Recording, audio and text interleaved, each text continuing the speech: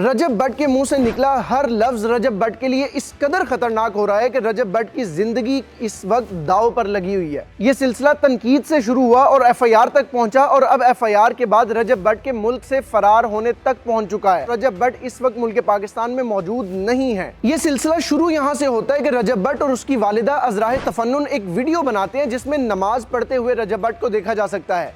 क्योंकि ये वीडियो अजराह तफन्नुन बनाई जा रही थी तो इसलिए देखने वालों ने ये कहा कि हमारी दिल आज़ारी हुई है कि आप अजराह तफन्नुन नमाज का इस्तेमाल कर रहे हैं। इस बुनियाद पर रजब भट्ट के ऊपर तनकीद शुरू हुई और बाकायदा इस चीज़ की एफआईआर भी कटी। ये मामला थमा तो एक नया मामला, एक नया पंडोरा बॉक्स खुला जिसमें रजब भट्ट के दोस्त मान डोगर हमारी क्रिश्चियन कम्युनिटी के ऊपर एक जुगत लगा देते हैं। और याद रहे ये मामला भी गैर दानिस्ता तौर पर रजब भट्ट और उसके दोस्तों से हुआ, लेकिन इस पर भी बेशुमार तनकीद का सामना करना पड़ा क्योंकि इस सारे ग्रुप को लीड रजब भट्ट कर रहे हैं। तो रजब भट्ट पर ही तनकीद थी। मान डोगर को लोग कम जानते थे, तनकीद मान डोगर पर कम हो रही थी। मेनली रजब भट्ट को टारगेट किया जा रहा था।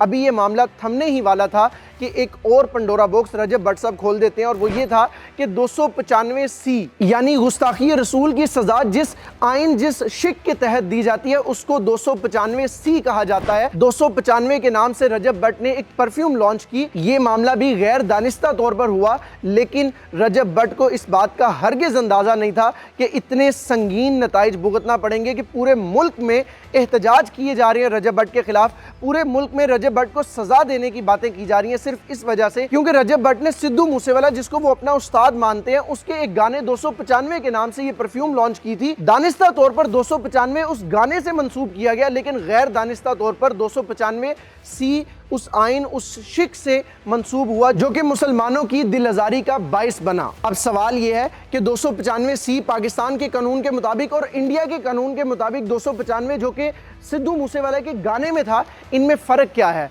तो इसमें सरासर रजब भट्ट की गलती है क्योंकि 295 आईपीसी, इंडियन पिनल कोड और पाकिस्तान पिनल कोड पीपीसी दोनों के तहत मजहबी गुस्ताखी के ऊपर लगने वाला कानून है। लेकिन शायद रजब भट्ट इस चीज़ से हरगिज़ वाकिफ़ नहीं थे और वो बड़े फ़ख्रिया अंदाज में कहने लगे कि मुझ पर और मेरे उस्ताद सिद्धू मूसेवाला के ऊपर 295 लग चुकी है, जबकि ऐसा हरगिज़ नहीं था। रजब भट्ट के ऊपर अभी तक 295 नहीं लगी थी, लेकिन जब उनकी ये वीडियो वायरल हुई तो अब 295C रजब भट्ट के ऊपर लग चुकी है। और इसी बुनियाद पर, उन एहतजाज की बुनियाद पर जो रजब भट्ट के खिलाफ हो रहे हैं, उस तनकीद की बुनियाद पर जो पूरा पाकिस्तान इस वक्त रजब भट्ट पे कर रहा है, रजब भट्ट इस वक्त मुल्क से फरार हो चुके हैं और चहम गोइयां यहां तक पहुंच चुकी हैं कि रजब भट्ट की जान को इस हद तक खतरा है कि चाहे वो बाहर के मुल्क में चले जाए, रजब भट्ट की जान को खतरा रहेगा जब तक वो माफी नहीं मांगते। लेकिन अब देखना यह है कि क्या माजी की तरह इस बार भी माफी मांगने से क्या रजब भट्ट को माफ कर दिया जाएगा या कानून हरकत में आएगा और रजब भट्ट के खिलाफ कानूनी कार्रवाई की जाएगी?